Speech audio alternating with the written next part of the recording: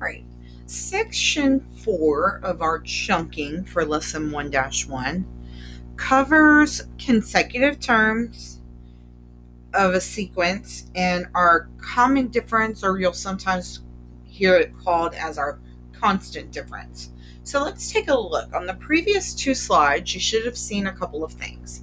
You should have seen this paragraph that says, in the table below, 5 and 8 are consecutive terms. Some sequences have a common difference between consecutive terms. The common difference between the terms in the table is 3. It gives you a list of the sequence.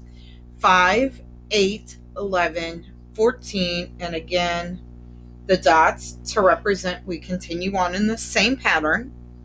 It says my first term is 5, my second term is 8, my third term is 11, my fourth term is 14. In order to find the common difference, you're basically trying to see, is there a number I either add or subtract each time to get the next number?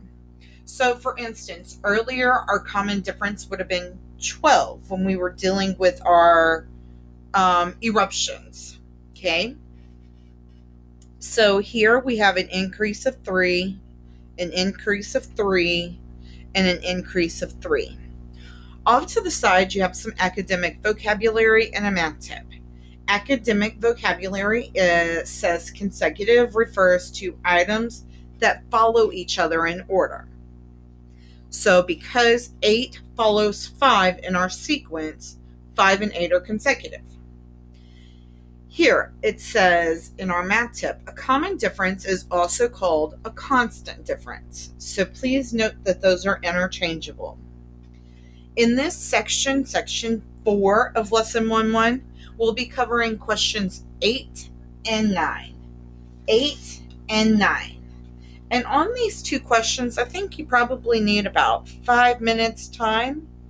Go ahead, pause your video, talk this over with your table mates, and try to attempt to do problems 8 and 9.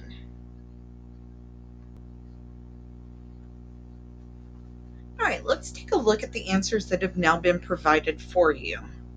Question 8 for myself, I put answers 58 and 70. Now, is that the only set of consecutive terms in this math sequence? No. We could have had 46 and 58. You could have even done 70 and 82. Now, unless you wrote your sequence to include all 8 that you probably included back in question number 3, that would be about all the options we would have here. Please note the following. 42 and 70 are not consecutive terms. They do not follow one another in the sequence. So this is no good. 42 and 70 are not consecutive terms.